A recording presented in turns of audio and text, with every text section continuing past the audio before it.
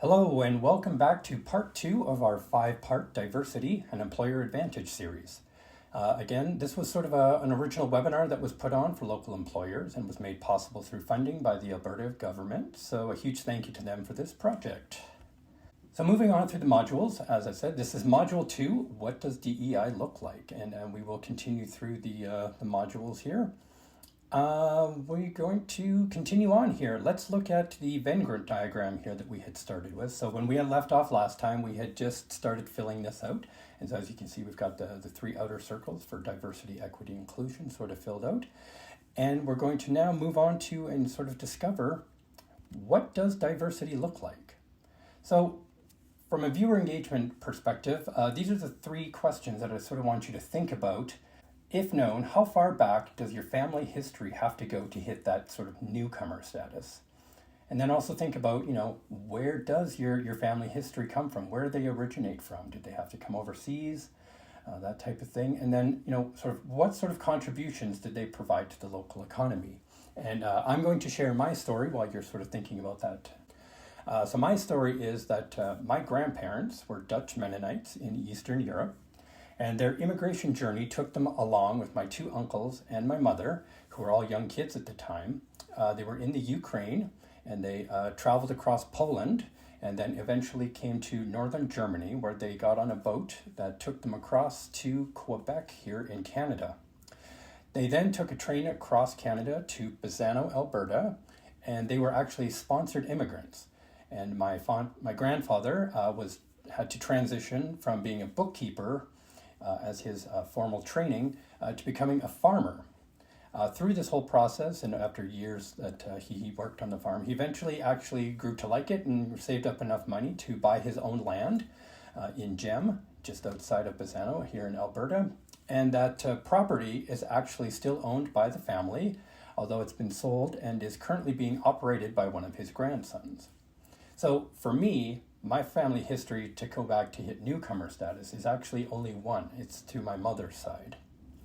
And as far as where did they originate from, obviously they came from Eastern Europe and contributed to the local economy through farming. And hopefully this will sort of set the mindset, if you've thought about your own family history, to really consider that when you think about newcomers, you don't really have to go back too far for some families to really sort of appreciate what it must have been like for them as newcomers, and what sort of obstacles and things they may have had to actually try to consider and work through once they arrived here. So when you think about newcomers to specifically here in Canada, we have some statistics that I'm going to be walking you through. But first we want to start with, when people arrive here locally in Medicine Hat, so to speak, there's 4 different classes that they can fall into. So the first one is actually family class. And what that is families of different sizes who are sponsored, such as my grandparents, to come over by a local citizen or even by their own family who have become permanent residents themselves. The other one is economic class. So these are individuals who may also be bringing over their dependents, but they do not need to be sponsored, as they have the skills and abilities already set up to integrate into the workforce. Refugees are what most of us are actually familiar with, and you hear about them on the news quite often. And they're the ones who are forced to leave, or they've been brought over and sponsored by local government to begin a new life in order to escape war. It can be persecution or even natural disaster in their home country. The other one is temporary foreign workers. So these are foreign nationalists who are authorized with appropriate documentation to enter and remain in Canada for a limited period while they are engaging in work activities. So when we look at where our arrivals specifically in Medicine Hat are coming from, you can see throughout the various different classes here, there's various overlap, but the bigger picture is that there is a very wide variety when newcomers, family class, or even the economic class are coming over, that they come from. It's really truly all over the world, which creates a very rich and diverse population in any sort of city that you go to.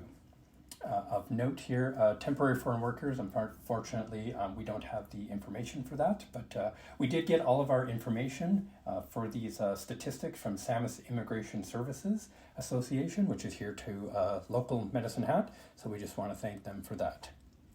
So when we look at the actual statistics for Medicine Hat, you'll see here specifically that we've broken them out by year, and you can see that traditionally refugees have always been the highest number, followed by the economic class, family class, and then there's a few others that just sort of get lumped in there because they're not specifically in one of those. Of note is in 2016 was when the historical number of refugees came to Canada. Specifically, there were 46,000 newcomers, which of those were 25,000 were Syrians to Canada, which actually made up 22% of the population at that time were immigrants. So you can see that huge spike.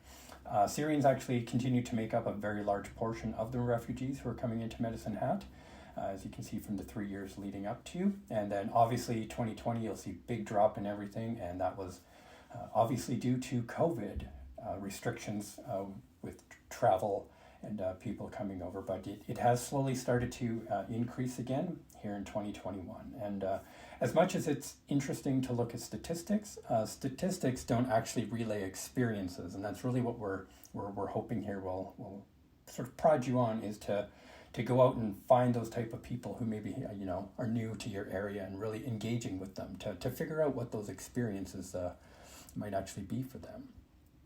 So we're going to end the video here where we're at, and on behalf of Being Human Services and the Government of Alberta, just want to thank you for watching part 2 of this 5-part Diversity and Employer Advantage series, and I hope you'll join us for the remaining 3, because to make a lasting difference, it takes all of us.